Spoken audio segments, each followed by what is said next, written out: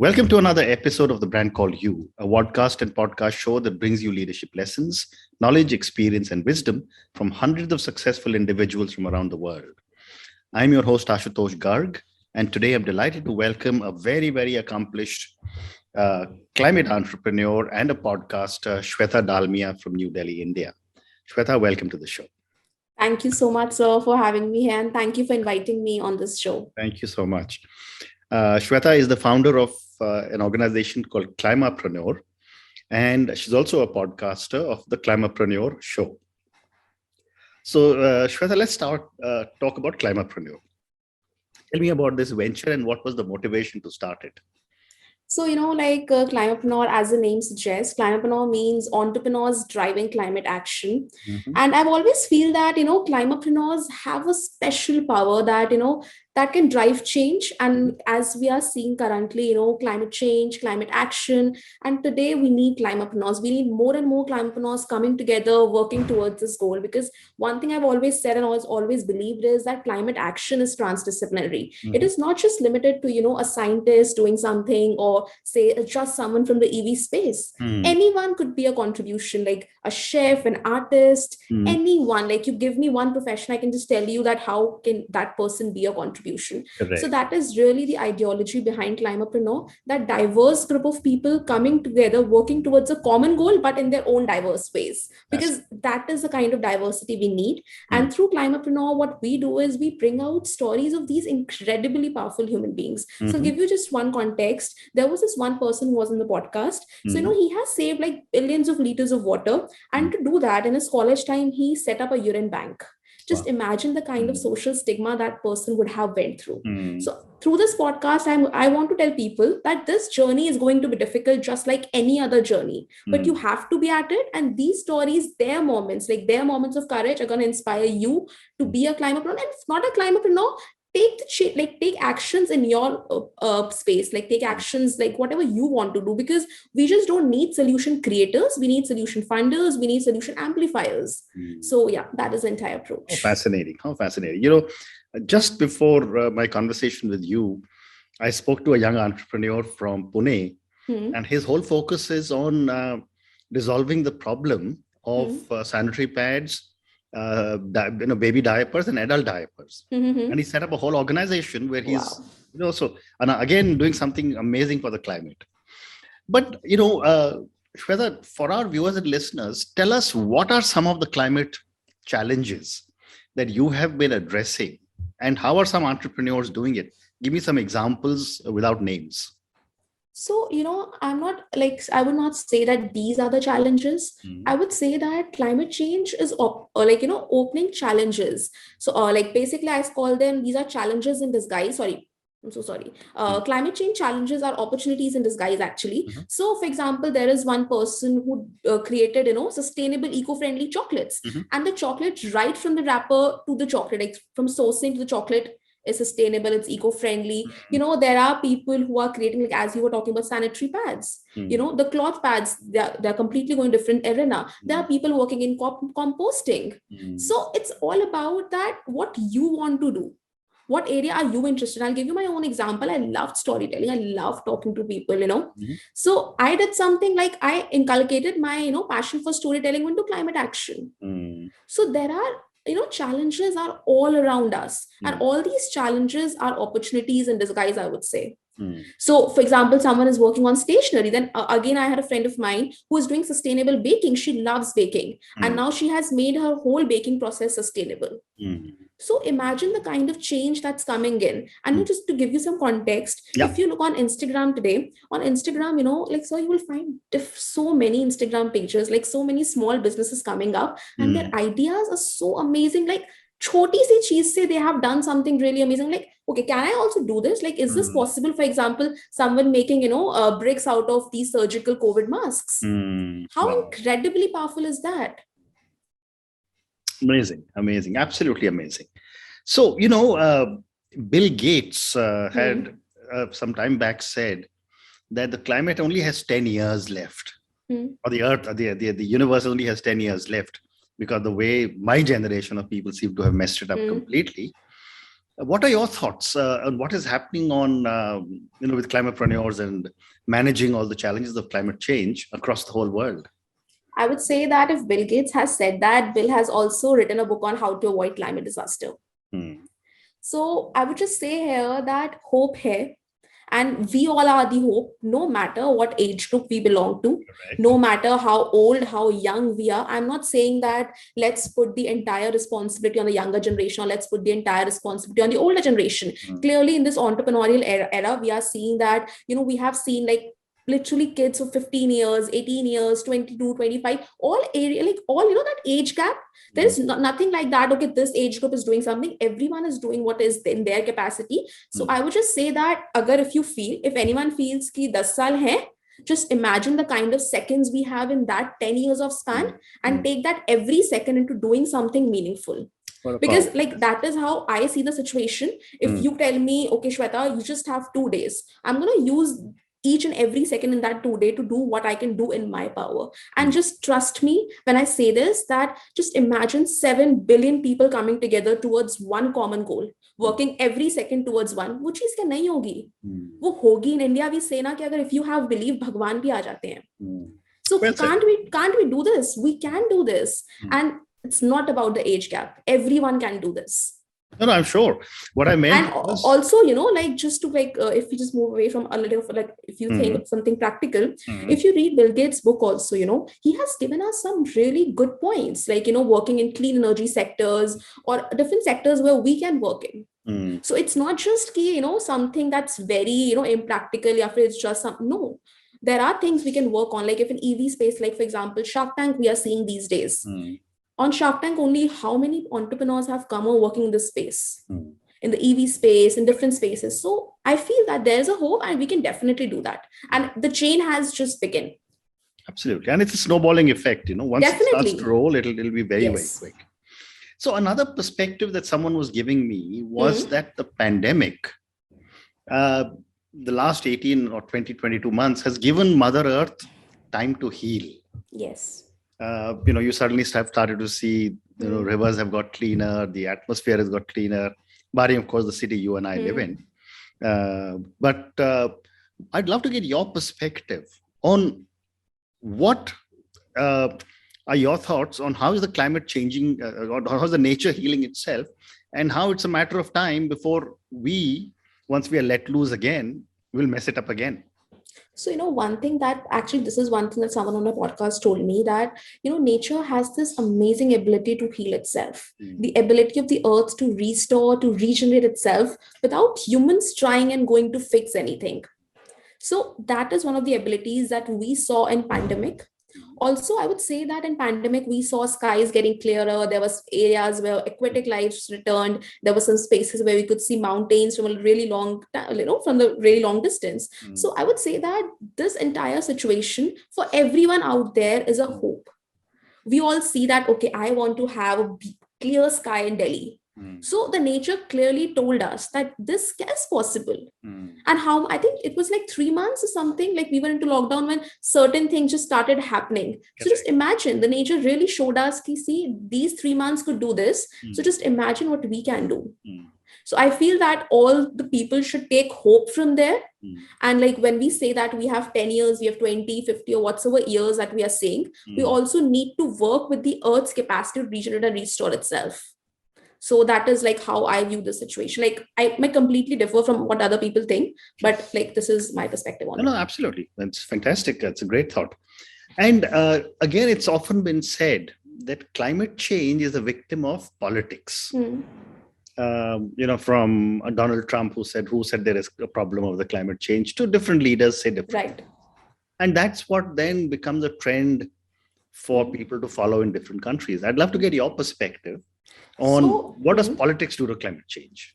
So I would say that, like I would not deny the fact that climate change is like not a victim to politics, but climate change is not only the victim to politics. I would say that we all were, and we still are imperfect in our own ways, be it politics, be it, say, for example, me, or be it businesses, be it individuals. So it's not just the politics. Politics definitely has a role to play. But like, if I have to say that it's only because of the politics, I would not say that. But looking forward, I would again say that now is the time that we all imperfectly come together to do something. For example, now policies are changing, like different policies. For example, be it EV, I still agree that a lot of things are not going right, but we cannot also ignore that the things that are going right. So that is my perspective on that. I'll just say that, moving forward from here, we need collaborative approach. A collaborative approach does not mean blaming each other, but there is a difference between blaming and accountability. I can hold the government accountable for things, but just blaming them and not doing anything myself is not going to solve the problem. And I feel that climate action here is to unite us, different sectors of society, be it government, private organizations, public, NGOs, entrepreneurs coming together. So let's just do what is in our hands rather than just blaming any one sector. Very well that said. is like what I feel. Very well said. And today's paper, Shweta, talks about how household waste is causing 80% of the pollution in the Yamuna River. My question to you is that while a lot of people are aware of climate change, the general feeling should be, let someone else do it. Yes. I'm only doing a very small, so how much will my changing make a difference? I'd love to hear from you how every individual can make a little difference. Every individual has a power, and they have got immense power, and we have seen, right from our independence till now. And India is a country where we have seen movements like Mahatma Gandhi. Okay, so I really feel that we all have the power to do what we want to do. But coming about, for example, you talk about household waste. So climate action is not something, lab mein jaake you're doing something very technical, no. Correct. For example, if I talk about household waste, one of the things is the water that's going out from our drains. So I would like to know, like in your arena, if I have to say, when you were say young, or like when you were a kid, like my dad tells me at that point of time, the kind of cleaners you used to use were like, Rita, or like those kinds of water, you used to make cleaners out of them. Even that time also, you guys used to make bioenzyme. And dheere karke these things faded away, and now they're again coming back. Composting, for example, and gardening, growing your own food. This is few things which we can do at our places, and these things are therapeutic. Today we are all craving time with our loved ones. We want, okay, I want to spend time with my father, but what should I do? Like I want some fun activity. Correct. This could be a fun activity which is giving us good time to spend together, plus doing something that's good for the environment. And second thing I would definitely say is that I also like felt victim to this thing, that in this fast-paced world, sometimes we are not living every second mindfully. The moment we start living every second mindfully, our choices will change. For example, one thing is that food waste. You would have seen a shift, like I'm sure that, like my father tells me from his time, that wasting food was like, no, what are you doing? Correct. But today, like, you go out of any cafe, you see the dustbin there. You go out of a wedding place, you see a dustbin there. And it breaks my heart when I see these little kids taking out that, the waste that someone has thrown, just eating that. And my father is like super against food. He's like, jo bhi hai, just, join your hands and have it. You cannot waste food.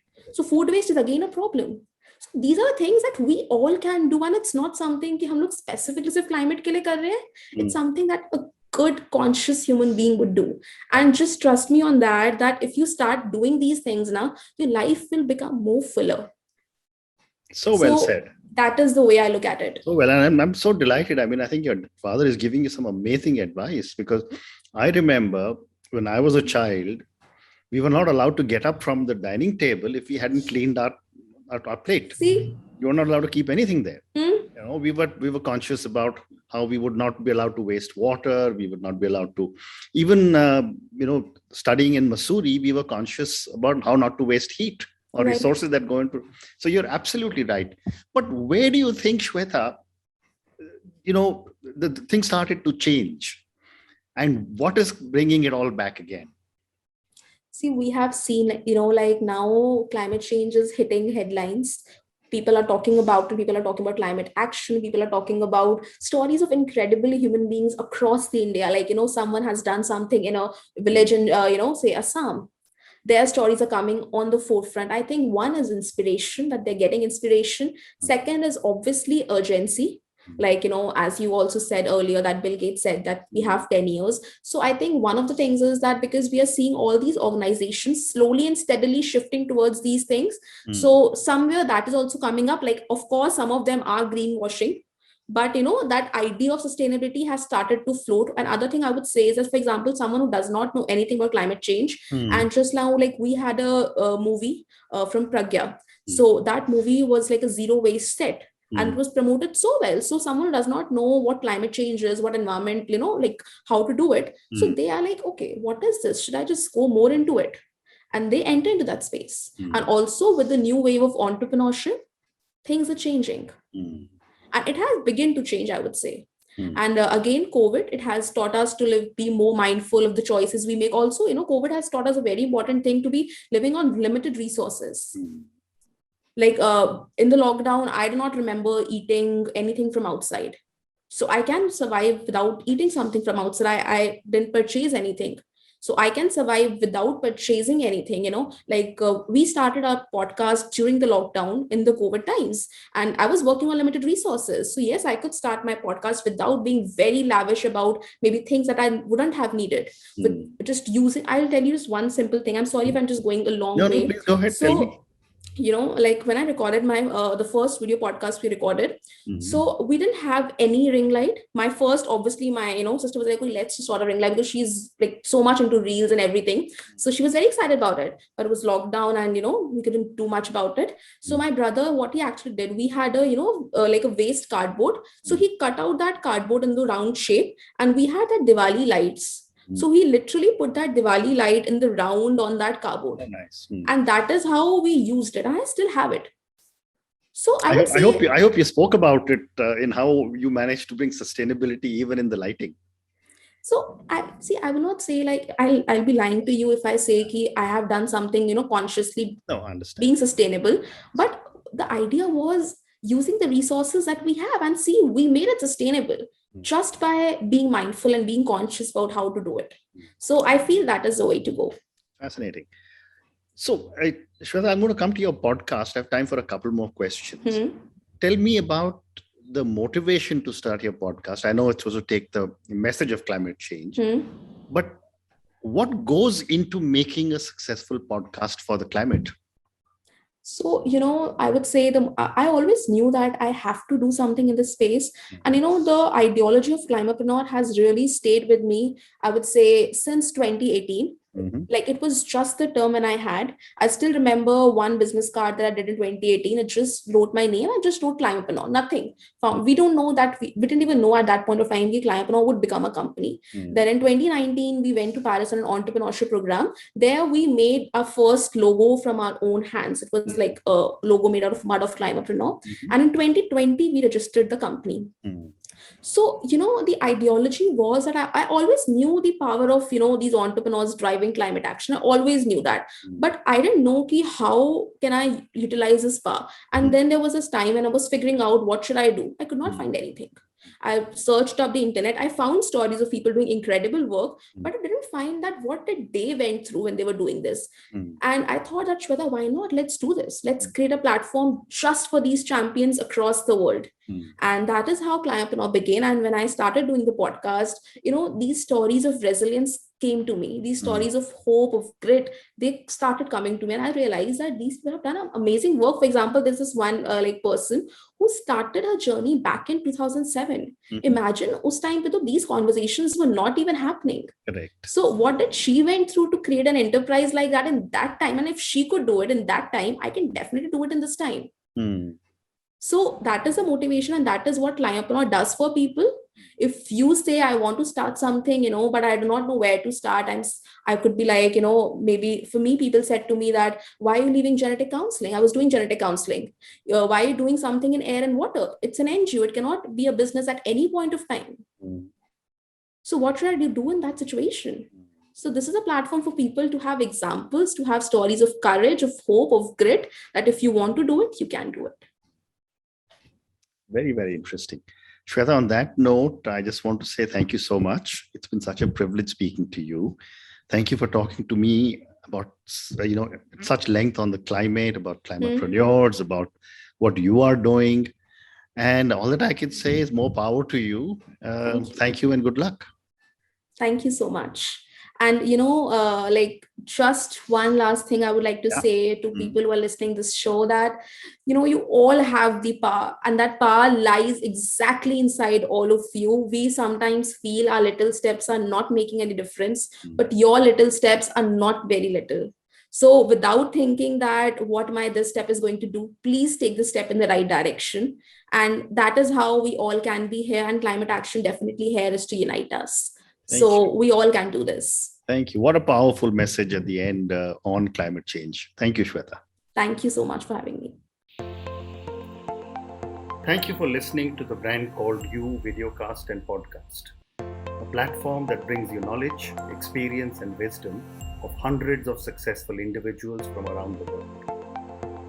Do visit our website www.tbcy.in to watch and listen to the stories of many more individuals.